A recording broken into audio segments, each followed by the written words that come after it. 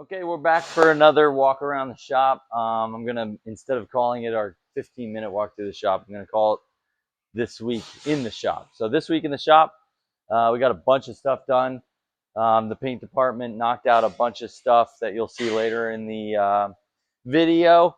Just getting a few things prepped for the underhood parts of Steve 67 Chevelle. Dakota's got it in the booth, getting ready to paint the taillight panel, do the interior. The interior is going to be black, so we're going to do the dash, inner quarter panels, top of the doors, inside the doors, where they get above the door panel, painting the firewall at the same time, and the wheel wells, and all the underhood satin black stuff. So we're getting ready to do that.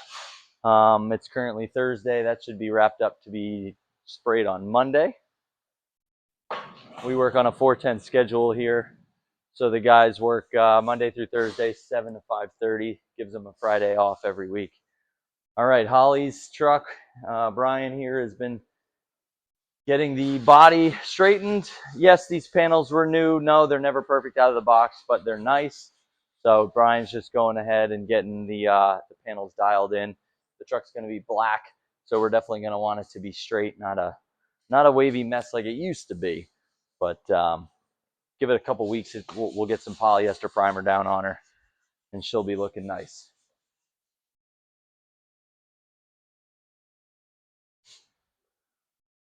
So coming over here, Bill's 67 Camaro has come a long way in a week.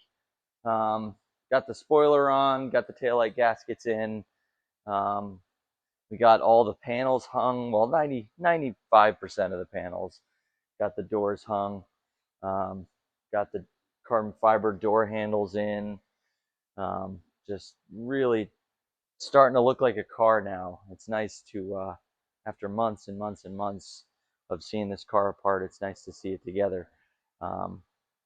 We went ahead and mocked up all the carbon fiber parts, also from Anvil Auto. And this area in here is going to be exposed gloss carbon fiber. And then there's going to be a little pinstripe and body color. We like to have carbon fiber parts kind of flow with the car. To me, it looks like kind of an afterthought if you just stick a carbon fiber part on an otherwise body color car. And then we also got the Wagner 441 stroker installed with the Bowler TKX 5-speed transmission. So that's in for good. At least you hope so. Carbon fiber inner panels, also two-toned with exposed carbon fiber, Anvil Auto carbon fiber firewall cover. And then we have a panel for in here that's also carbon fiber, and we'll match it to the firewall, to the rest of the underhood stuff. So yeah, this car came a long way in a little bit of time. We'll keep moving on this.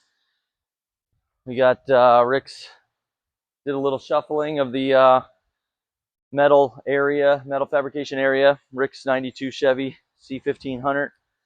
Chad's been working on the inner bed panels.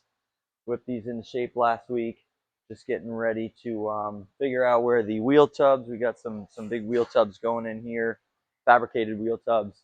So we gotta go 3 steps forward to then go 2 steps back to figure out where our bead roll is going to be, because leaving a flat panel just isn't creative enough. So we'll be able to put a nice bead roll in here, little raised panel. It'll look really nice, and then from there we'll be able to do the kick up for the bed floor and keep on chugging along. CJ's 72 Nova back in the mix. We've been working on getting the mini tubs installed. CJ wanted as wide of a tire as he could without having to go crazy and modify his rear suspension. That's already done. So we're hoping to fit about a 315, which is pretty wide for a little Nova like this. But once the inner wheel tubs are done, we'll be able to fit the outers, trunk drops, quarter panels, roof skin, yada yada yada, and move ahead with this. So gonna be a cool car. I think CJ's plans with it is a big turbo LS, 6-liter LS. So over here in the mechanical side, well, it's kind of turned into a metal side. Justin's 79 F250, and a correction to the last video. We took out a rough country um, lift kit, and we are installing what lift kit, Jack? Alkin springs. So better stuff than the rough country that was in. But while we were cleaning up the floor pans, we found some rust pitting, so we're replacing the pans while we're at it. For the sake of logistics through the shop, we went ahead and prepped and painted the firewall prior to doing the pans. We'll obviously have to take good care of the freshly painted surface, but just logistics of how the week went, we decided that painting the firewall ahead of time was better. Once we get the floor pans repaired, we'll then put a fresh coat of undercoating on the underside of the floor pans, and the bed is also going to get undercoated. The chassis is out being powder coated as we speak. Big thanks to Best Blast 2 of New Jersey in Rockaway, New Jersey, for blasting that frame along with the frame for Steve's 67 Chevelle. So those two chassis will be powder coated probably tomorrow, and we'll have them on Monday. So next video, you'll see those two chassis back, and we can start assembling those. John's 68 Camaro did fire up last week. A few tweaks we got to do. Unfortunately, one of the fuel pumps went bad. In typical fashion when we do these things, yes, we just did a Roadster Shop spec chassis install, but that required us to drop the fuel system, redo the fuel system. One of the fuel pumps went bad, so we ended up having to replace one of the two fuel pumps that's in the tank. So that's replaced. That's back up and running. Jeff's on vacation, so next week we should be able to get this thing fired back up, get it on the street, get some test miles under it, and see how she boogies. And then lastly, over here, we have Jeff's 66 C10. We previously redid the body years and years ago. I think about 5-6 years ago, we redid the exterior. Bucks Customs did the interior. This sits on a full Ride Tech coilover suspension. It drives really, really nice. It's a nice, clean little truck. However, the old small block has seen better days.